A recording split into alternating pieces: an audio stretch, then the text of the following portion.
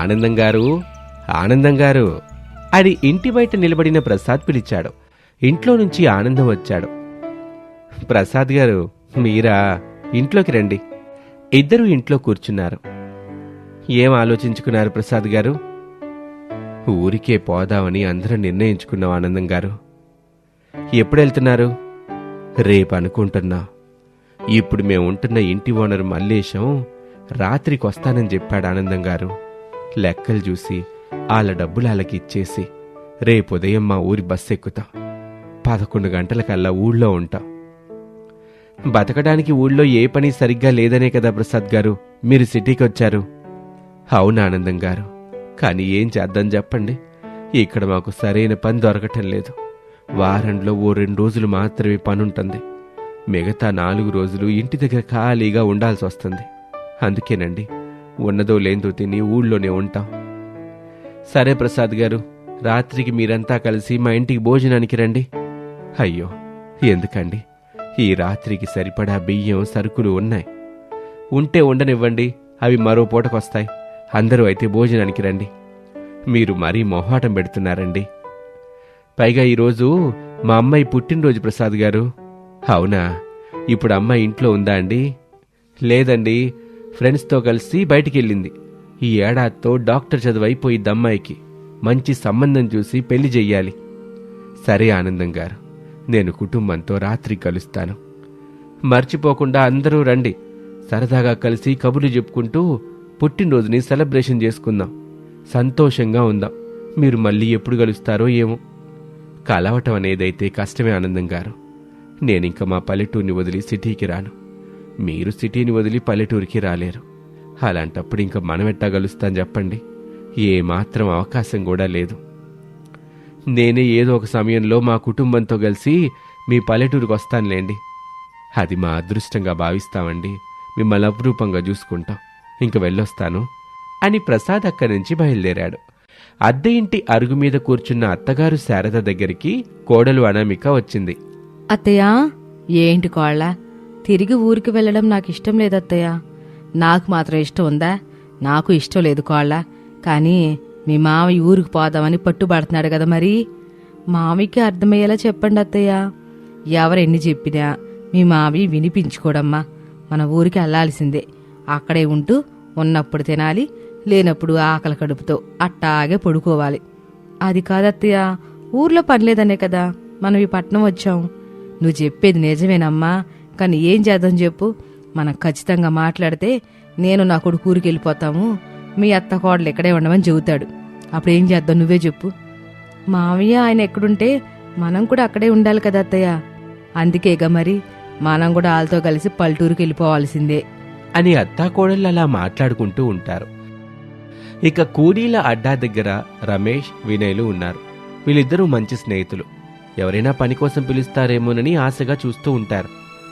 వినయ్, చూస్తుంటే ఈరోజు మనకి పని దొరికేలా లేదురా. దొరికితే ఆనందం, దొరక్కపోతే బాధ.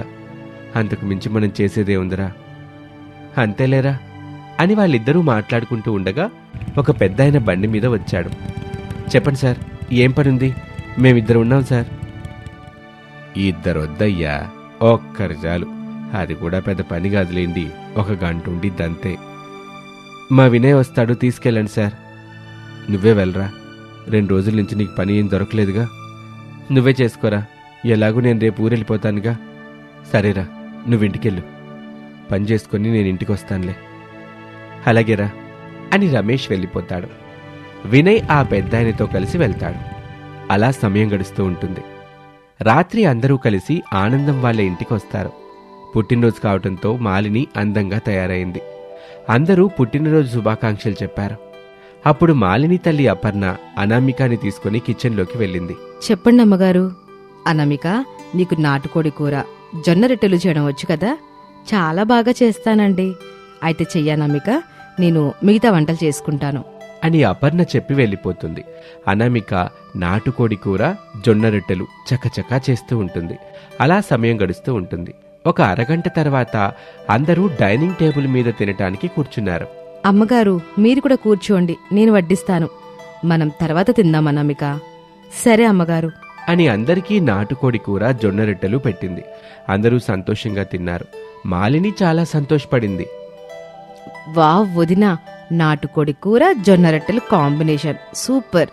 నీకు నచ్చిందా మాలిని? నాకే కాదు వదినా, అందరికీ నచ్చింది.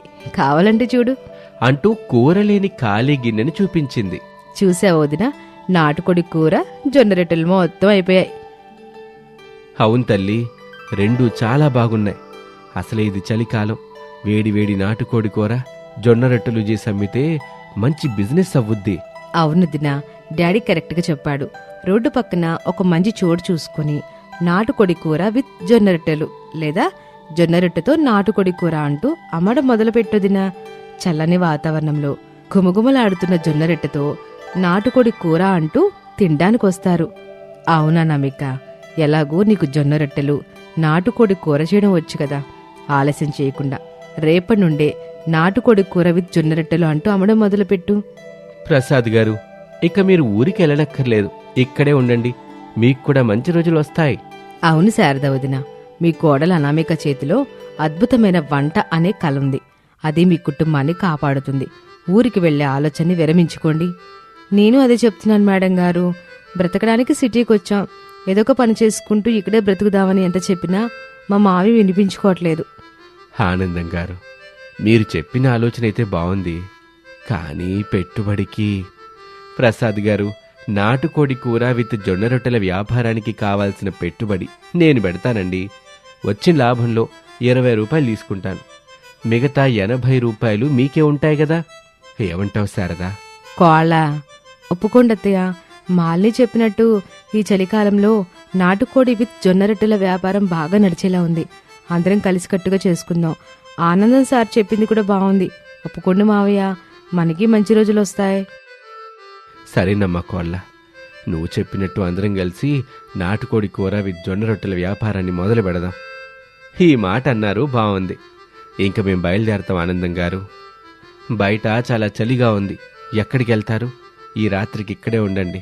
రేపటి నుంచి నాటుకోడి కూర జొన్న రొట్టెల వ్యాపారంలో బిజీగా ఉంటారు అని చెప్పిన ఆనందం మాటని ప్రసాదు కాదనలేకపోయాడు. ఆ రాత్రికి అక్కడే ఉన్నారు. మరుసటి రోజున ఆనందం దగ్గర ప్రసాదు డబ్బులు తీసుకున్నాడు. నాటుకోడి కూర విత్ జొన్న రొట్టెల వ్యాపారం చేయటానికి కావాల్సిన గిన్నెలను, మసాలాలను, సరుకులను, జొన్న రొట్టెలను చేయటానికి కావాల్సిన పిండిని తీసుకొని అందరూ ఇంటికొచ్చారు. ఆ రోజు సాయంత్రం రోడ్డు పక్కన ఒక మంచి చోటు చూసుకొని నాటుకోడి కూర జొన్న రొట్టెలు చేయటం మొదలుపెట్టింది అనామిక. అమ్మా కోళ్ళ, నువ్వు చెప్పినట్టు జొన్న రొట్టెల వ్యాపారం మొదలుపెట్టావు. కానీ దేనికి ఎంత ధర అని నిర్ణయించలేదు కదమ్మా. అవును మావయ్య, వ్యాపారం గురించి మాట్లాడుకుంటూ అసలైన విషయం మనం మర్చిపోయాం. ఎవరైనా వచ్చేడితే ఏం చెప్తాం? మరి నువ్వే ఆలోచించుకోవాలా. అత్తయ్య, 1 కప్పు నాటుకోడి కూర 2 జొన్న రొట్టెలు 50 రూపాయలు పెడదాం. అంత పెడితే ఎవరైనా తినడానికి వస్తారా కోళ్ళ? అత్తయ్య, మీరే ఆలోచించండి. ఉదయం టిఫిన్ తిన్నా 30 రూపాయలు, సాయంత్రం పునుగులు తిన్నా 30 రూపాయలే. మనం నాటుకోడి కూరతో కలిపి జొన్న రొట్టెలు అమ్ముతున్నాం కనుక 50 రూపాయలు పెట్టడంలో తప్పులేదు. సింగిల్ జొన్న రొట్టె 10 రూపాయలు, కప్పు నాటుకోడి కూర 30 రూపాయలు. ఇది గుర్తుపెట్టుకోండి. అలాగే కోళ్ళ, మావయ్య ఆయన వచ్చిన వాళ్ళకి ఏం కావాలో చూసుకుంటారు. నేనైతే చక్కచక్క జొన్న రొట్టెలు నాటుకోడి కూర చేసుకుంటాను. సర్లే అమ్మా. అనామిక మొదలుపెట్టిన నాటుకోడి కూర విత్ జొన్న రొట్టెలు వాసన కమ్మగా వస్తూ ఉంటుంది. ఆనందం తన కుటుంబంతో అక్కడికి వస్తాడు. రమ్మని పిలిచిన వెంటనే వచ్చారు. చాలా సంతోషమండి. ప్రసాద్ గారు, మా అమ్మాయి మాలిని చెయ్యి చాలా మంచిది. తన చేత్తో ఏం చేసినా చాలా బాగుండిద్ది. అదృష్టం కలిసొచ్చిద్దండి. అందుకే మొదటి ప్లేటు మా అమ్మాయికి ఇవ్వండి. తప్పకుండా సార్ అంటూ ఒక ప్లేట్లో కప్పు నాటుకోడి కూరని 2 జొన్న రొట్టెలని వేసి ఇచ్చింది. ఎంతమ్మా అనామిక? 50 రూపాయలు సార్ అని చెప్పింది అనామిక. ఆనందం ఆ డబ్బులిచ్చాడు.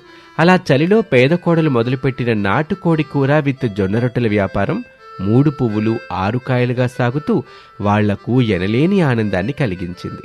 ఇది వాల్టి కథ. మరొక ఆసక్తికర కథలో మళ్ళీ కలుద్దాం. అంతవరకు సెలవు. నమస్తే.